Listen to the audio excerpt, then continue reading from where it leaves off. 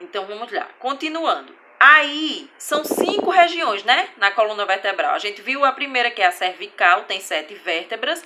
Depois da região cervical, já na parte do meio das costas, nós temos a região torácica, tem 12 vértebras. Depois da torácica, nós temos a região lombar. Já ouviram falar? Eu tô com dor na lombar, é na parte de baixo, né, da coluna. Então, a região lombar tem quantas vértebras, gente? 5. Logo após, vem a região sacral. É bem nessa parte do bumbum mesmo. É o sacro, que a gente chama. Tem 5 vértebras, só que elas são fixadas entre si. As outras são separadas. Ela não, ela é uma juntinha da outra. A gente vai ver já numa figura. E lá no finalzinho, ó, lá no reguinho mesmo do bumbum, lá no final, nós temos a região que a gente chama de coxigeana, ou seja, a gente tem 4 vértebrazinhas lá embaixo que formam o finalzinho, que a gente chama... Já ouviu, às vezes a vovó da gente dizia assim: eita, fulano machucou o sobrecu, né? É essa região aí do cóccix, né? É essa parte lá embaixo mesmo, que eu vou mostrar para vocês aqui na figura, que essa região do cóccix, gente, quando a mulher vai parir, ó, no parto normal, essa região, ela abre, ela é fechadinha, mas ela se abre, é por isso que dói tanto, né, para o bebê passar. Cada vértebra possui um espaço entre elas, que é para poder passar a medula da coluna vertebral, né? A medula espinhal é diferente da medula óssea, que a gente aprendeu. Dentro dos ossos tem uma medula, como é o nome dela? Óssea. Dentro da coluna tem outra medula, como é o nome dela? Espinhal, entendeu? Então, vamos ver aqui, ó. Pronto, aqui são as vértebras. Tá vendo que elas têm espaço, uma cavidade entre elas, ó, tá vendo? Esse espaço aqui é chamado de espaço forame vertebral, tá bom? E aí existem, olha aqui, isso aqui é o sacro, que eu falei pra vocês, que é depois da região lombar, que tem 5 vértebras, ó, entre si, é na região do bumbum mesmo, fica essa região aqui. E aqui, gente, ó, é o cóccix. Lembra que eu falei que é bem no finalzinho, tá vendo como ele é inclinado? Aqui ele se abre na hora do parto, ok? Pronto, ó. Entre as vértebras, ó, entre uma vértebra e outra, temos o quê? Um disco, né? Esse disco, ele permite os movimentos, absorve os impactos.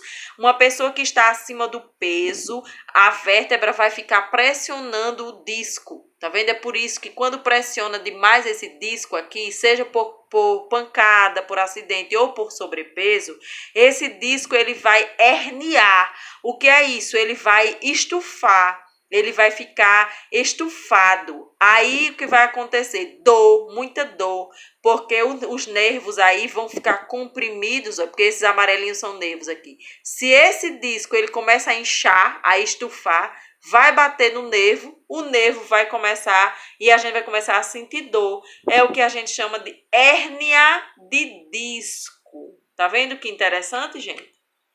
Pronto. Aqui é a coluna vertebral, região cervical é a primeira com 7 vértebras, região torácica, 12 vértebras, região lombar, 5 vértebras, sacral, olha aqui, 5 vértebras, e lá no finalzinho, quem tem aqui, gente, que eu falei para vocês? O cóccix, olha aqui, cóccix. Olha o formato dele, como é fechado. Isso aqui se abre na hora do parto. E aí, a gente dá um nome pela primeira letra. Se é cervical, vai ser C. Não são 7? Então, eu tenho C1, C2, C3, C4, C5, C6, C7. Tá bom? São as vértebras. Se é torácica, vai ser T. T1 até T12.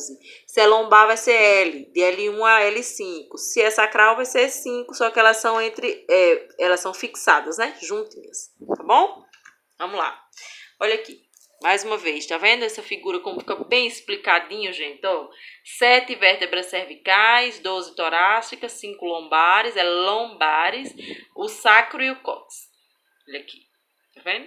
Interessante? Pronto. Aí aqui eu quero explicar uma coisa para vocês. Quando na coluna vertebral, nós temos umas curvaturas. Ninguém é reto.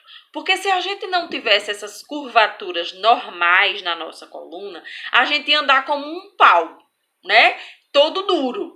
Para a gente poder ter a movimentação, a nossa coluna, ela tem o quê? Curvaturas. Olha aqui, gente, ó, tá vendo que ela é encurvada?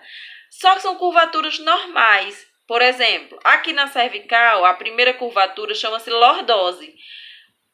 Depois vem na torácica, cifose. Depois vem outra aqui, de novo, na lombar, lordose também. E na sacral também é cifose.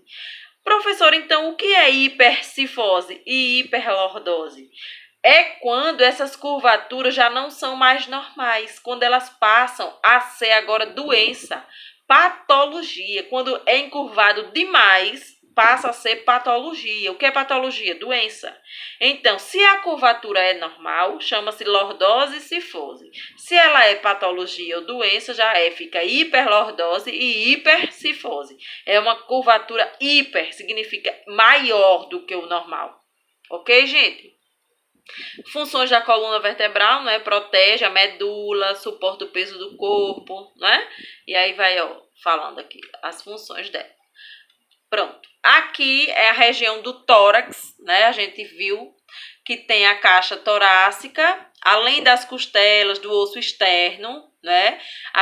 Ela tem um arcabouço, ou seja, protege, né, os órgãos como os pulmões que ficam dentro, o fígado, por exemplo, né?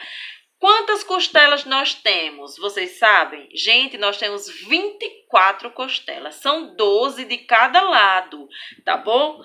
Então, as costelas, elas têm uma formazinha achatada, né? Alongada. Tem um espaço entre elas, chamado espaço intercostal. Aqui, vamos lá. Na maioria das vezes, as vértebras, elas são fixadas no osso externo. Olha aqui, para vocês entenderem. Qual é o osso externo, professora? É esse osso aqui da frente. As costelas todas partem dele, tá vendo? Vem aqui até o final, são 12 pares de cada lado. Existem as costelas que são chamadas de costelas verdadeiras, as falsas e as flutuantes. Deixa eu explicar para vocês como é que funciona isso. As verdadeiras é de 1 a 7, as costelas de 1 até a 7. São aquelas que são, olha aqui na figura, são aquelas que saem do osso externo, tá vendo? Todas essas que se originam daqui, do osso externo, são as verdadeiras. As falsas são essas duas aqui, essas três aqui, que se juntam uma na outra para poder chegar no osso externo. E as flutuantes são essas aqui de trás, tá vendo aqui, gente? Elas não se pegam a nada, nenhum osso. São flutuantes. Existem pessoas, mulheres, que tiram essas costelas flutuantes só para ficar com a cintura mais fininha. Isso é um absurdo, né? Porque elas têm aí a função delas também de proteção, tá bom, gente? Olha aqui. Osso externo, tá vendo? 12 pares de costelas de cada lado. Eu tenho as verdadeiras que saem do osso externo, as falsas que são ligadas entre si e as flutuantes lá atrás, ok? Osso externo são 3 partes. A parte da cabeça dele, a gente chama de manúbrio, certo? É essa parte de cima aqui da cabeça. O corpo do externo. E aqui, gente, é o processo xifoide. É o rabinho ou o apêndice xifoide. É aqui que é cartilagem. Quando a gente vai fazer massagens cardíacas para ressuscitação, é 3 centímetros abaixo aqui, tá bom? Dessa região do osso externo. E aqui nós temos os membros. O esqueleto dos membros está dividido em membros superiores e inferiores, tá certo, gente? E aí eu vou deixar para a próxima aula. A gente vai ver tudo sobre membros inferiores e membros superiores, tá certo? E o restante do que a gente tem, porque esse assunto é muito extenso, então para não sobrecarregar a mente de vocês, a gente vai parar por aqui. Até a próxima aula. Beijo!